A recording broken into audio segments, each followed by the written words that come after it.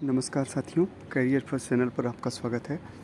संपादकीय डिक्टेशन, गति 85 शब्द प्रति मिनट। रेडी।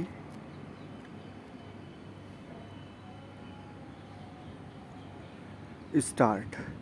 वाराणसी की जिला अदालत ने ज्ञानवापी परिसर में स्थित व्यास जी के तहखाने में पूजा की अनुमति देने का निर्णय देकर केवल न्याय ही प्रदान नहीं किया, बल्कि उस गलती को सुधारने का काम भी किया जो 1993 में मुलायम सिंह सरकार ने की थी।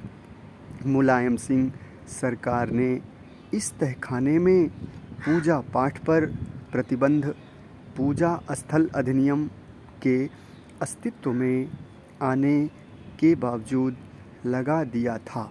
यह प्रतिबंध मनमाना और अवैध ही नहीं, बल्कि एक तरह से 1991 के पूजा स्थल अधिनियम का शर्मनाक उल्लंघन भी था।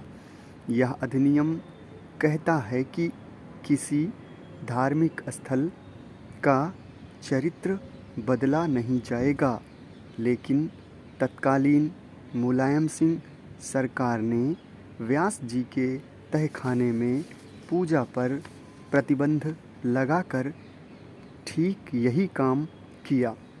विडंबना यह है कि हिंदू श्रद्धालुओं के पूजा के अधिकार का दमन करने वाले इस प्रतिबंध के हटने में 31 वर्ष लग गए। वाराणसी की जिला अदालत ने 7 दिन के अंदर पूजा की व्यवस्था करने के आदेश दिए हैं। हैरानी नहीं कि इसके पहले ही उसके फैसले को उच्चतर न्यायालयों में चुनौती दी जाए। जो भी हो, किसी को यह मानकर नहीं चलना चाहिए कि मंदिर पक्ष केवल इससे संतुष्ट होने वाला है कि उसे ज्ञानवापी परिसर के तहखाने में पूजा का वह अधिकार मिल गया जो करीब 3 दशक पहले उससे छीन लिया गया था।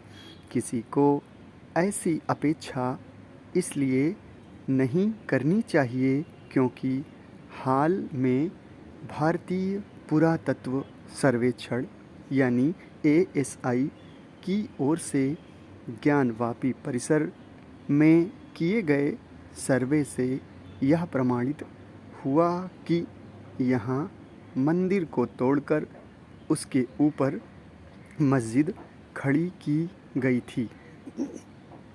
वैसे तो यह पहले से ही स्पष्ट था कि तथाकथित ज्ञानवापी मस्जिद एक मंदिर पर खड़ी की गई इमारत है, लेकिन ASI के सर्वे ने इसके अकाट्य प्रमाण भी प्रस्तुत कर दिए।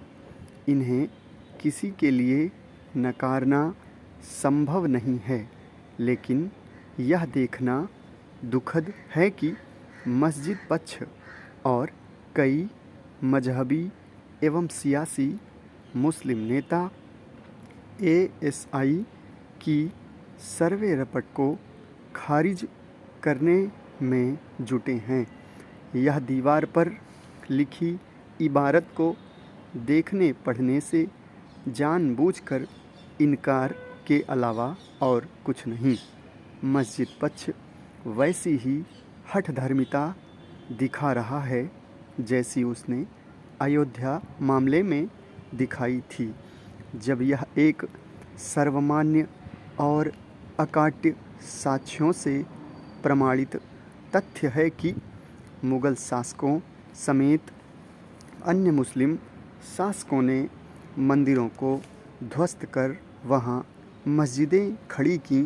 तब न्याय और नैतिकता का तकाजा यही कहता है कि कम से कम उन पर से तो दावा छोड़ ही दिया जाए।